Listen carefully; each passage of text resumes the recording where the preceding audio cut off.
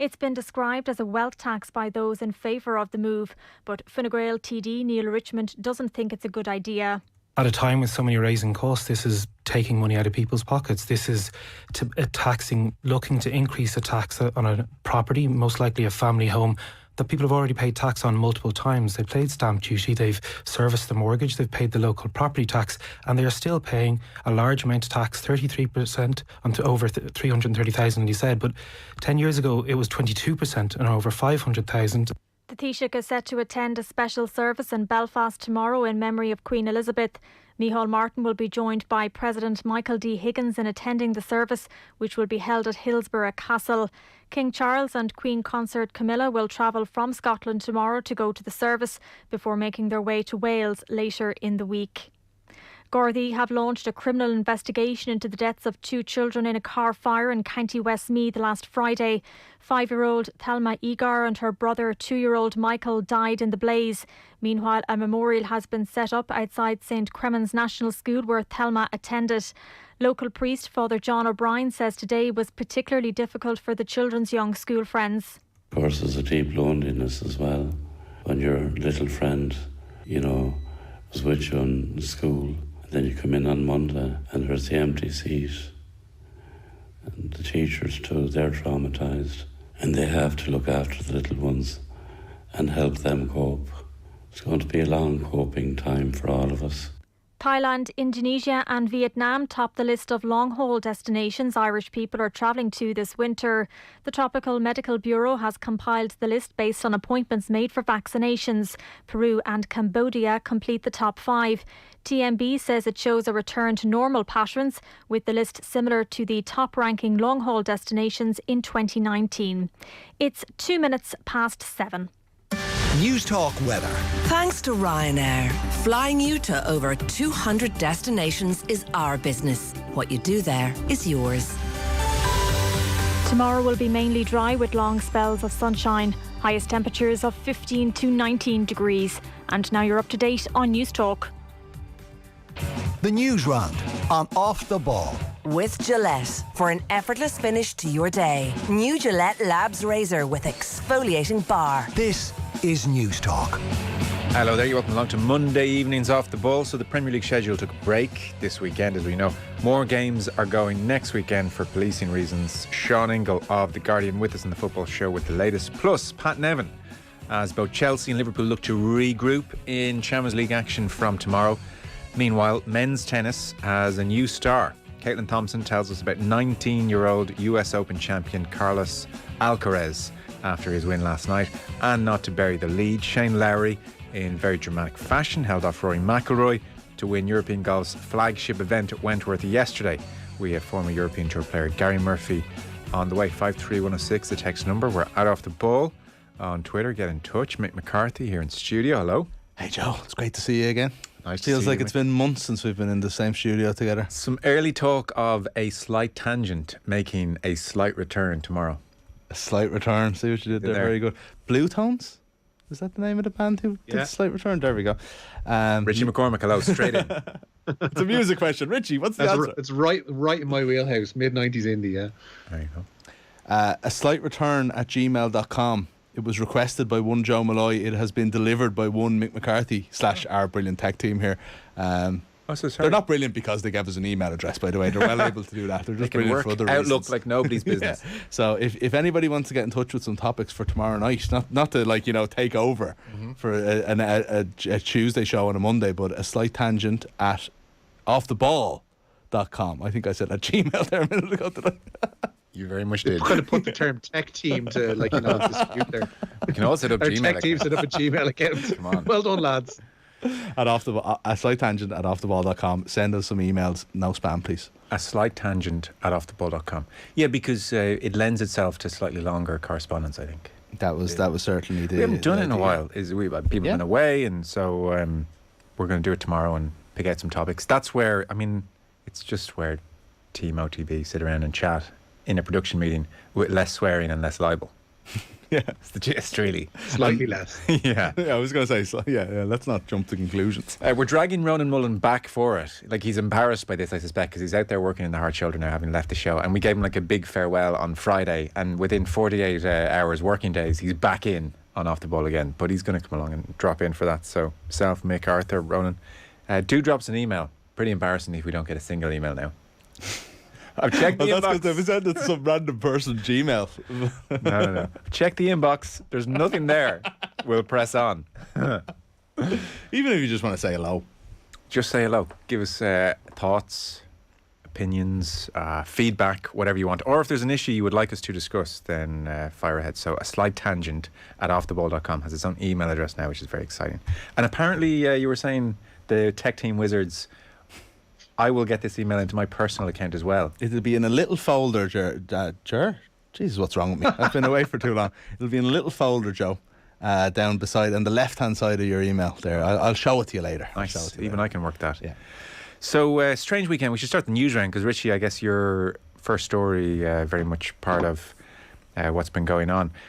The news round, as ever, is with thanks to Gillette Labs for an effortless finish to your day. It was that strange weekend where Premier League didn't just take a back seat. I mean, it was gone as all the establishment sports continued in light of the Queen's death, and more so for policing and logistical reasons. Richie, next weekend going to be quite severely hit as well. Yeah, we couldn't be having the working classes gathering, Joe. 3 of this weekend's Premier League games have been postponed due to events surrounding Queen Elizabeth's funeral. Sunday's meeting of Manchester United and Leeds, as well as Chelsea and Liverpool, both been called off. Also postponed is Saturday's clash of Brighton and Crystal Palace. The other 7 fixtures will go ahead as planned, including Brentford and Arsenal. So the Brighton Crystal Palace game was postponed anyway due to rail strike, so that remains postponed.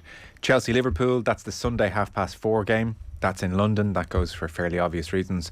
And then presumably Manchester United and Leeds, they had discussions with local police enforcement, and clearly this is a grudge match and probably needs extra policing. So that's why Manchester United, even though it's in Manchester, that game against Leeds is gone. It does mean that Man United, Chelsea, Liverpool, Leeds, Brighton, Palace will not play a Premier League game in a month.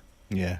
Now, international window is part of that. Yeah, but of course. Still, a month without a Premier League game. In this season of all seasons. Yeah. Where, the congestion, like especially for the teams in Europe, Arsenal are missing a Europa League game as well. Against PSV. Against PSV this Thursday. So if you think of, it's already a tough season to fit everything in when you've got the Europa League on your Thursday nights. If they go far in that competition, they go in the cups, both of the cups.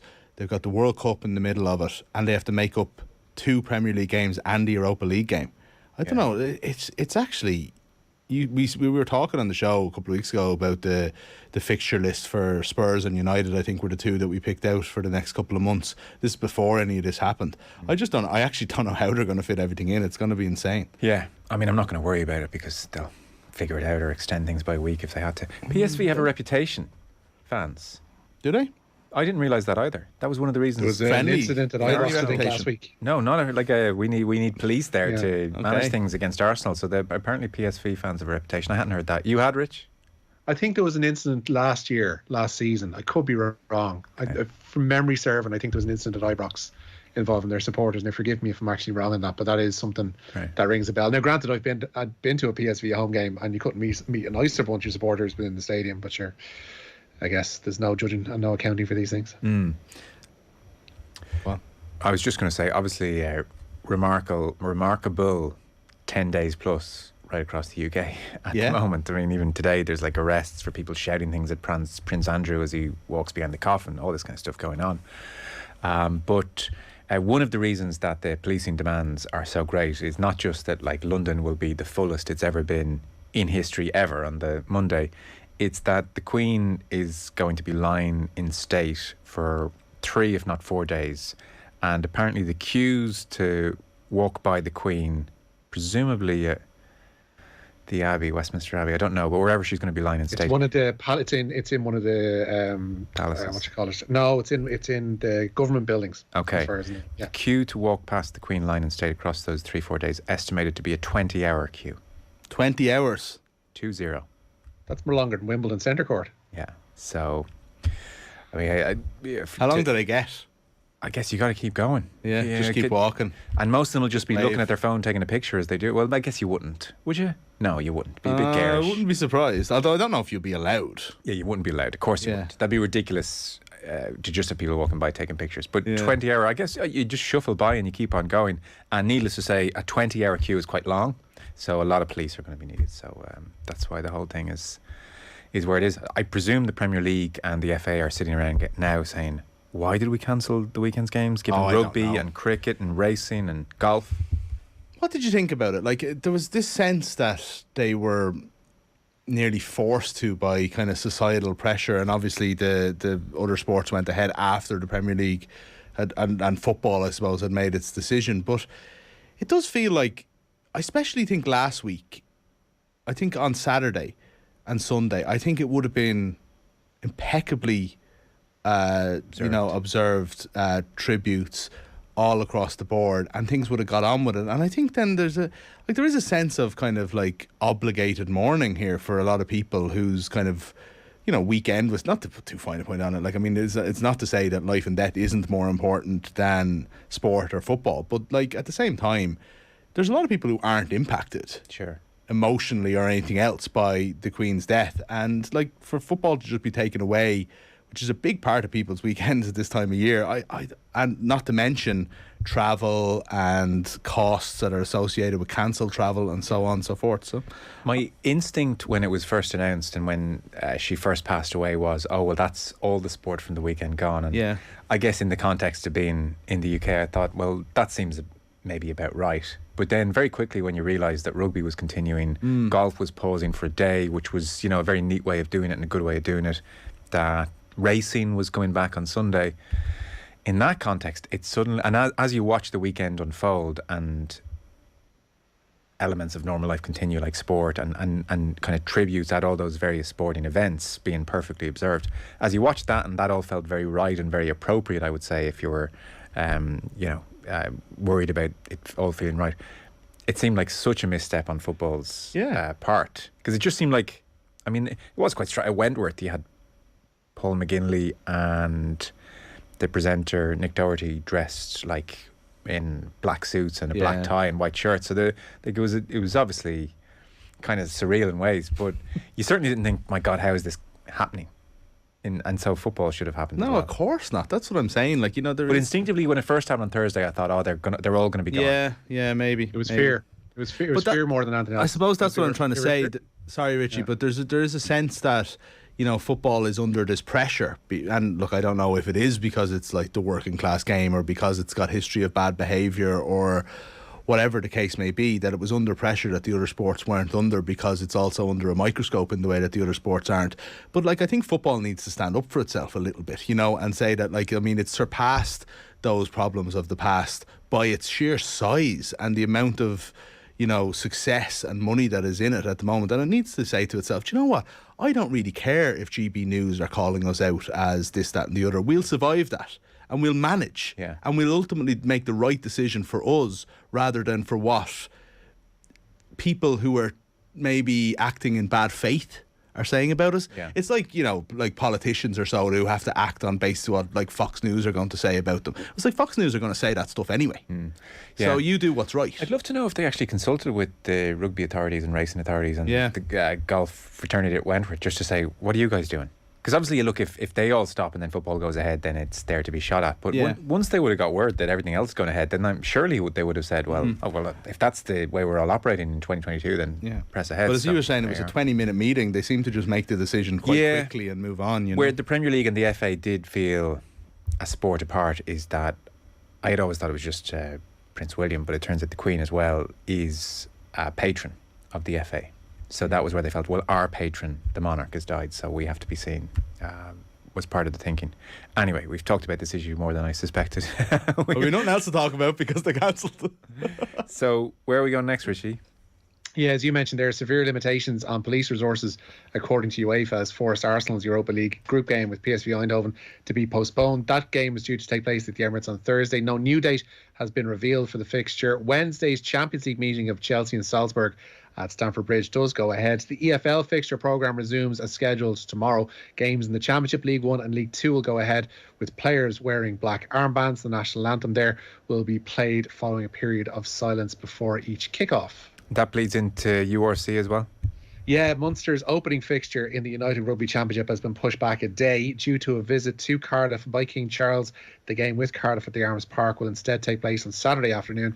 It's now going to have a 3:05 start. All other fixtures this weekend, including Ulster's meeting with Connacht, will proceed as normal. And then Leinster back giving press conferences and updates today? Yeah, they are, and Hugo Keenan and James Lowe are going to miss the opening games of Leinster's season. Keenan is out with a knee and abdominal issues, while Lowe is dealing with a calf injury. Leinster begin their season away to Zebre on Saturday lunchtime. Good old URC. Can Leinster overcome Zebre away with those two injuries? Yeah, I'm not sure. I don't know. I was reading there wondering whether, Connacht could crack the top 8 this year and how their early fixtures are going to, be... not make things easy for them. Look, I don't know. I mean, there is certainly a sense that I'm excited that rugby is coming back. But the only problem is with rugby, it's such a soft start to the season.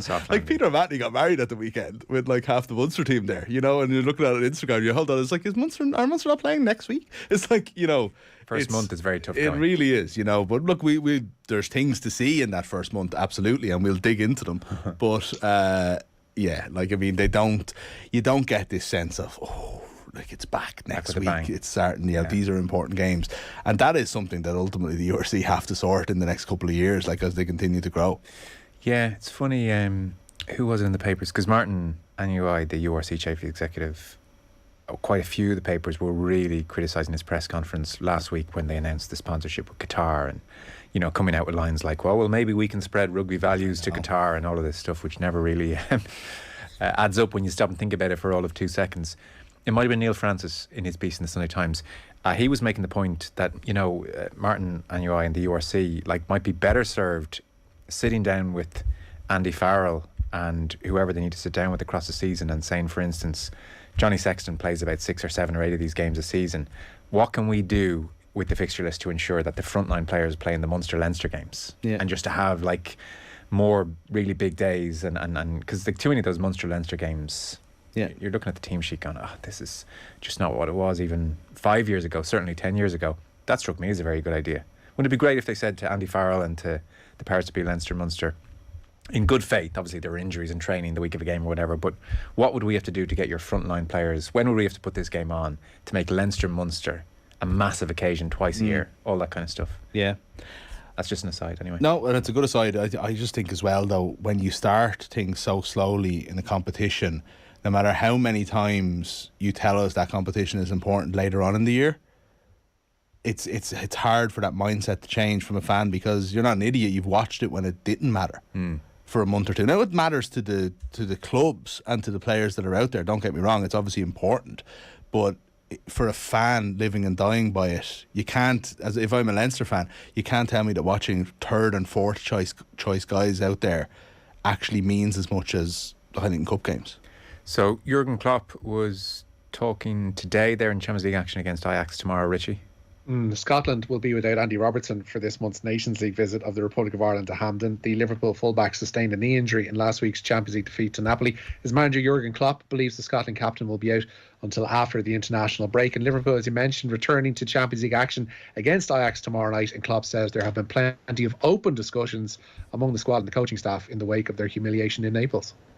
So yes, this were 4 or 5 days now of absolute truth.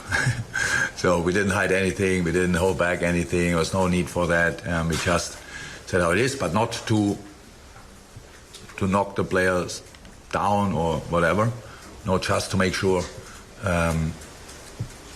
where we are now after this game, this is the starting point for us. And now we have to make sure that we sort the problems again together on the pitch. Well, there was no pointing at each other or whatever. That was a good thing about the game, pretty much. That nobody was now crazily good and scored 4 goals, and we conceded 8, and then they could have said offensively we were good. No, we were not good in all departments. We had 2 or 3 normal performances, and the rest was below the level what they usually do. So that was Klopp. We'll talk to Pat and Evan later on about that situation. On the cancelling of the games at the weekend just gone, fear of hooliganism is always well founded, says a text here. Think about the Euro Champs final, total muck. Oh, I mean, that's totally different situation. I mean, totally different atmosphere. And also, what's there to be worried about with hooliganism this week? No, it's booing or not at worst it's observing booing. a minute silence or something. You know? And also, like, if that was the reason to not have the games at the weekend, and I don't think it was, but I mean, it's not like they're not going to have to pay tribute to the Queen eventually. They can't just not play games for the next 6 months in the hope that when they come back for the first time that there won't have to be some kind of acknowledgement. So you're kicking a can down the road. I don't think that was the reason. I don't think that was the reason at all. Brighton v Pats rail strike has been cancelled, but the game is still off. Makes no sense. Yeah, I saw that. That's strange. The rail strike is now off. I think it is hard to put back on, to have a U-turn on a previously cancelled event.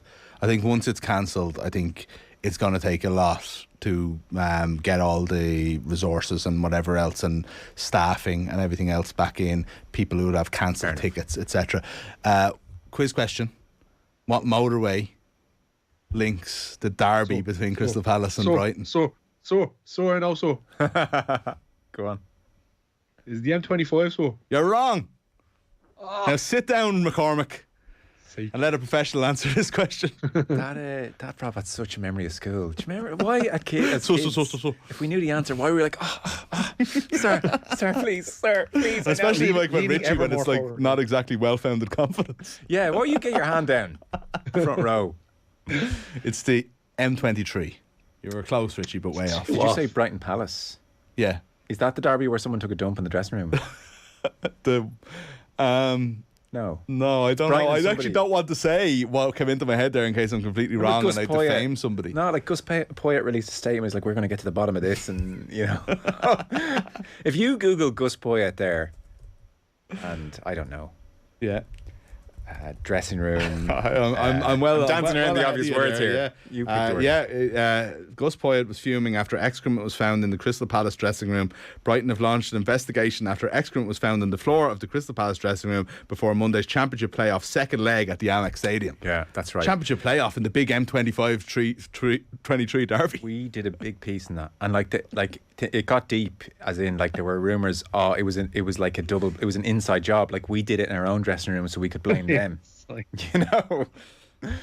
There's a headline here from 2017. Poyet believes human feces Palace found was a lucky poo. I don't really want to know more than that. I presume that maybe they won the game then. It was like something that they continued every time. I don't know. Who knows?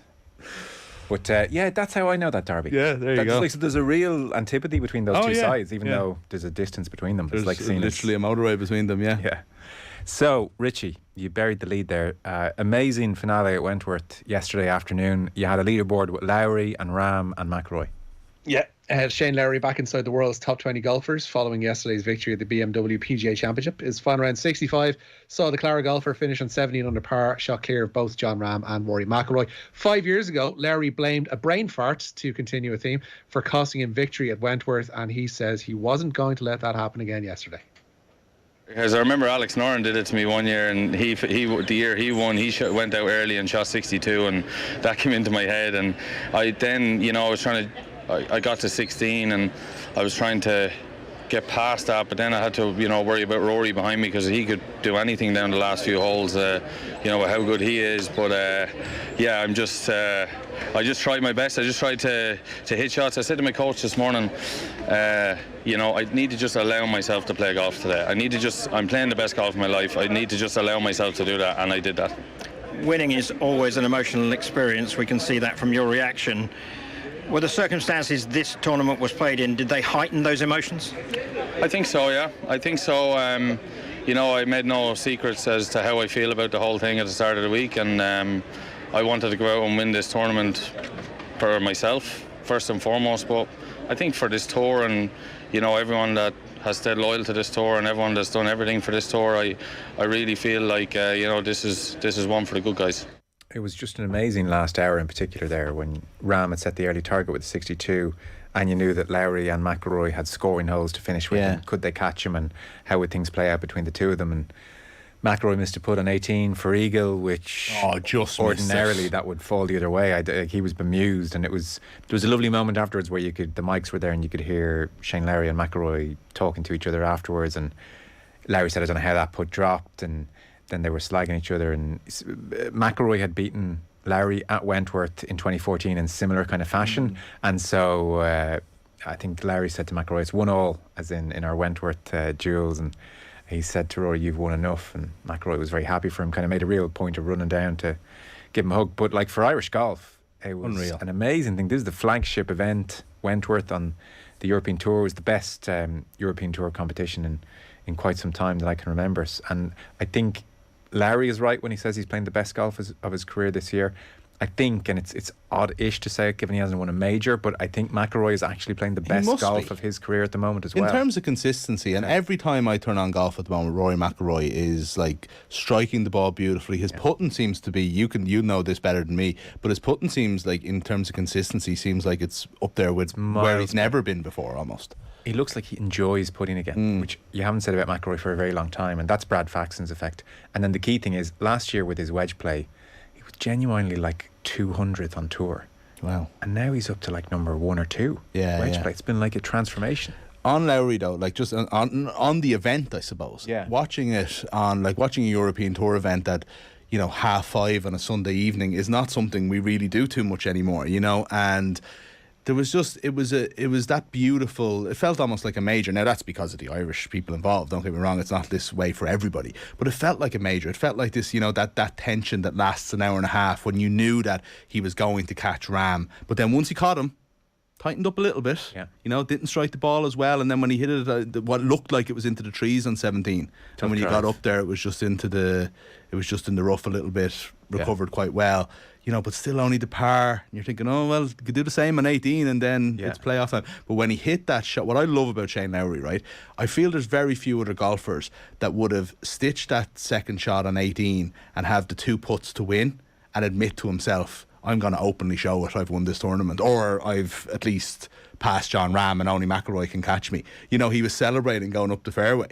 Nobody else would do that. They'd be all holding themselves in and, have to make sure I get the 2 putt, That's what I love about Shane Lowry. It's so on his sleeve. Yeah.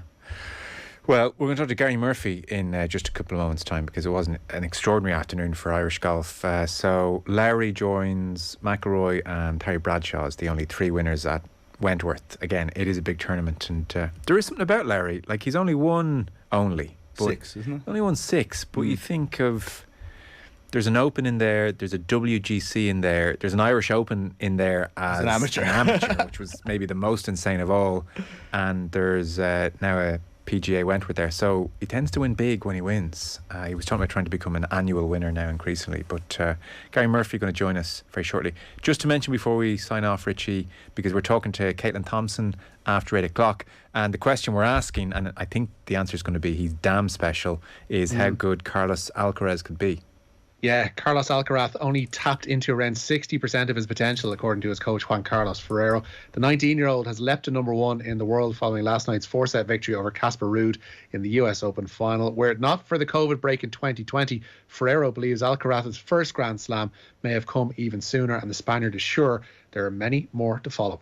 As I said before, I think he born to play this kind of tournament, and he wants to play this tournament, and he wants to win it.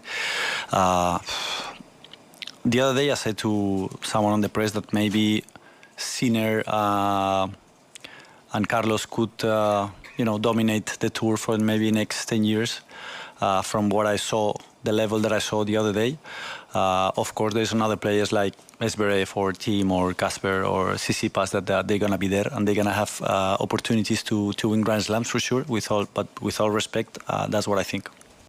Okay, we're talking about that after 8 o'clock. A couple of texts in. Lads, when Tim Barter asked a question about the golf tournament played under a huge sense of emotion, I think he meant the Queen's death and not the Live Tour. I think Shane misunderstood the question, says Joe. Absolutely 100%. It was definitely a moment where Tim's saying, like, obviously an incredible week, a lot of emotion, and Shane was like, yeah, those Live ass, don't like them. But then, to be fair to him, he was asked at the presentation about the week that was, and he actually spoke brilliantly about the Queen's passing and Wentworth and all of that, because they're tough questions to. One wearing black as well. Yeah, you know? indeed. He's always a Sunday black. He is a Sunday Him and Gary Player. And then agree on the URC, the season tickets for Leinster Rugby becoming less value each year, as more often than not you're not seeing the first choice team week in, week out. We'll reconsider in 12 months, says Colin in Dublin. Yeah, we might chat about that on a Monday or Wednesday night rugby coming your way soon. Fellas, we are out of time. Richie, thanks a mil. Nice, lads. Mick, thank you. Thanks, lads. Your chance to win big. News Talk's cash machine.